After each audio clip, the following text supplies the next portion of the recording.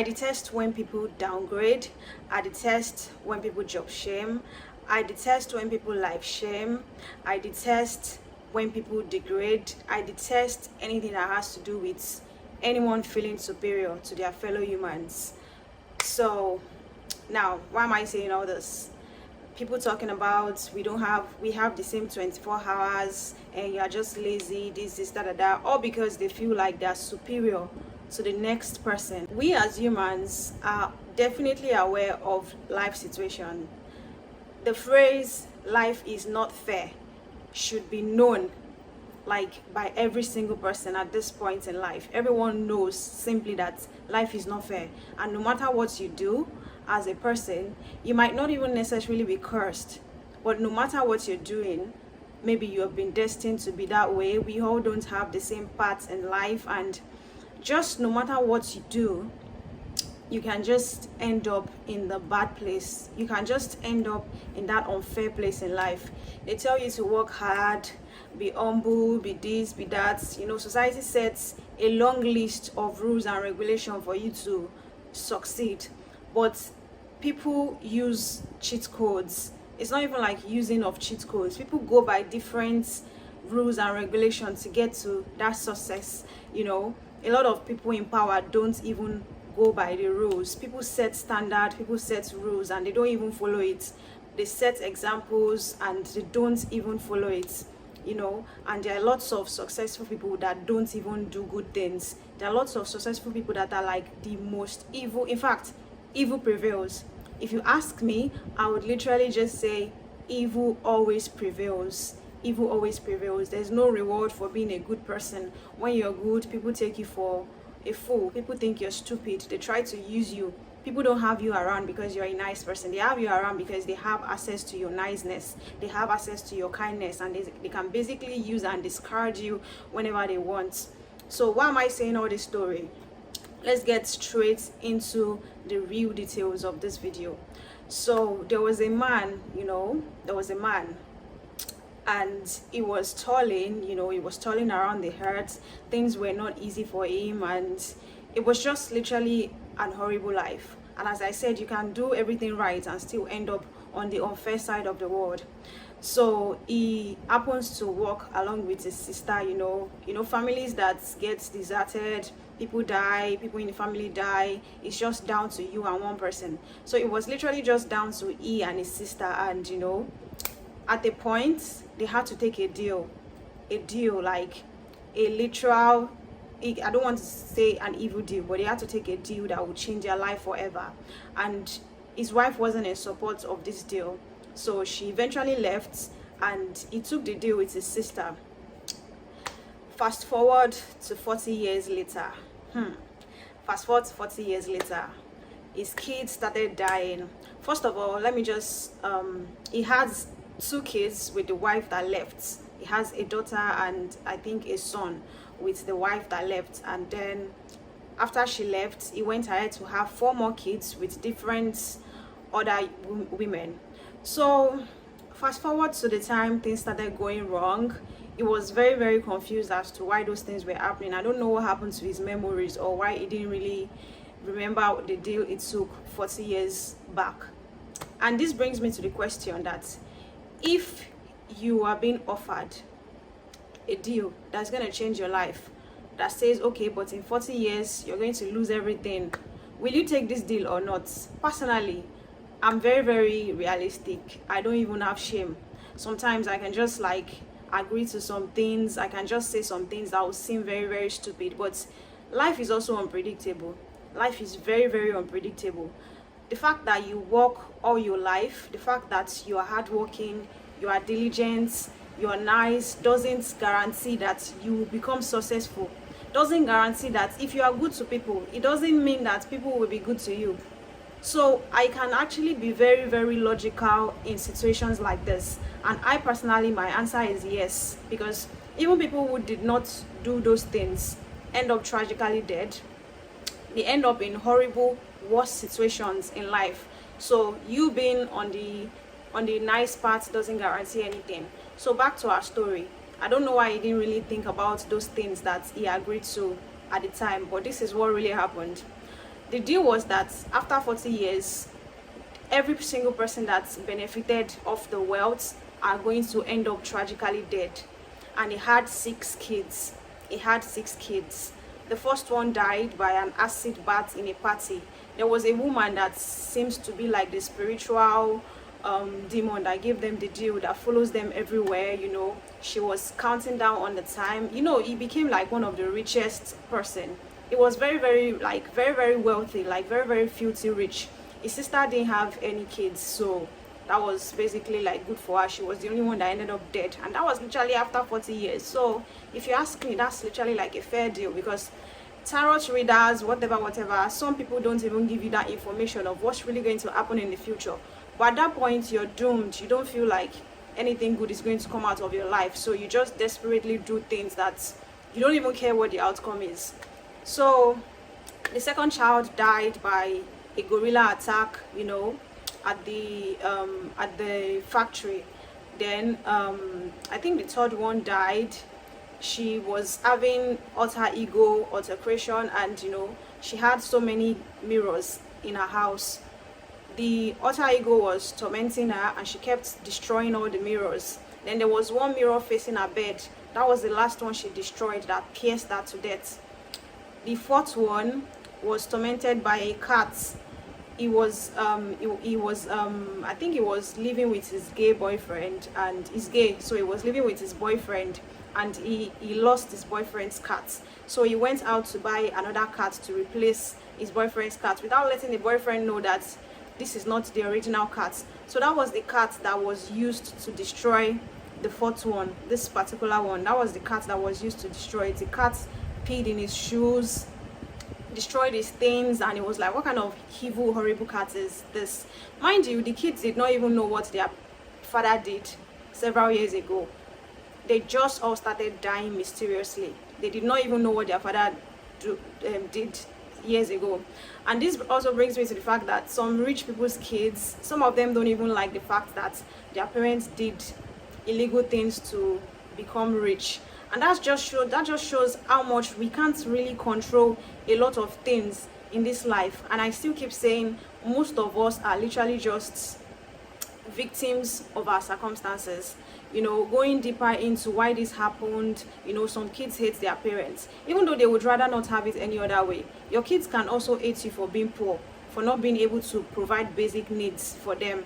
And they can also hate you for being like filthy rich out of something illegal. So like, you basically cannot really win in that aspect. So these kids did not even know what their parents did.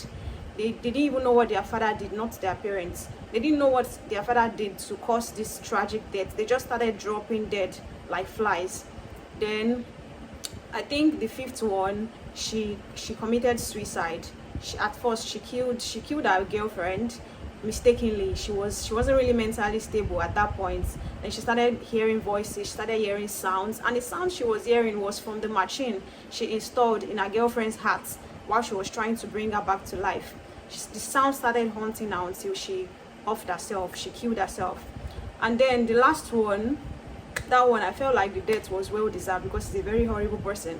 His wife happens to be in the acid party that killed thousands of people, and the last child of their father, his wife happens to be there.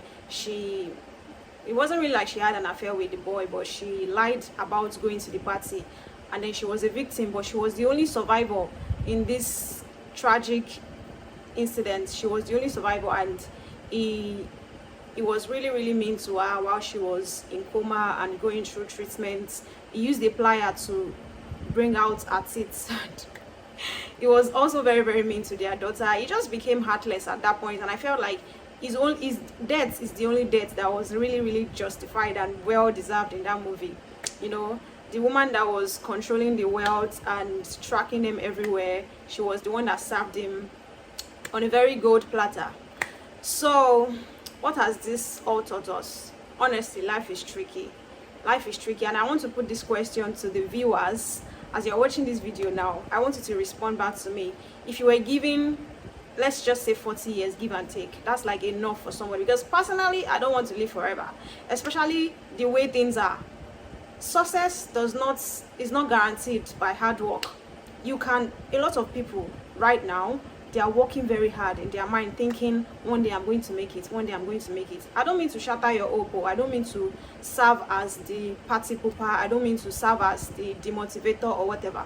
I just like to face reality. Most people are still not gonna make it. So as someone that has struggled all my life, if I was given this deal, Ogini, I don't mind at all.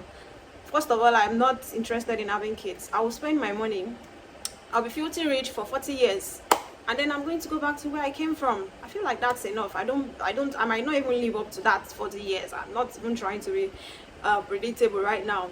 But I'm putting it to you, if you were offered this deal, will you take it? Only if life has really dealt you a low blow, because some people inherit wealth, some are nepo babies, they don't have to struggle in their life. Some of these people have mental breakdowns too. They have serious problems that they claim that money can never solve. And these same people tell you money doesn't buy happiness, money is not everything. Money buys happiness for me, because poverty cannot buy you anything. So imagine in a world that we never asked to be in. We have to pay for land, we have to pay for house, we have to pay for food, we have to pay for water, natural resources that is supposed to be free. We have to pay for water, we have to pay for education, we have to pay for everything. And you have to work 12 hours basically in a day, every day, to achieve some of these finances. You know, you have to work, you have to toil every day.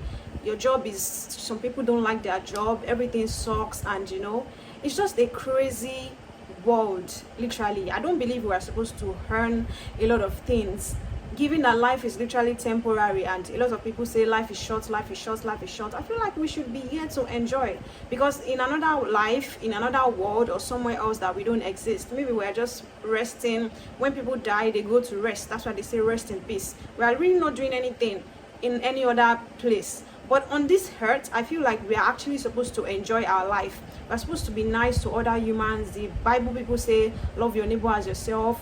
When you're rich enough, you're supposed to be able to help others with what you have. But that's not how the world is. We have billionaires in this world. They should not exist, because there are people who cannot survive on basic feeding. There are people who cannot afford the natural thing that should keep you alive, that should keep you strong, that should keep you healthy.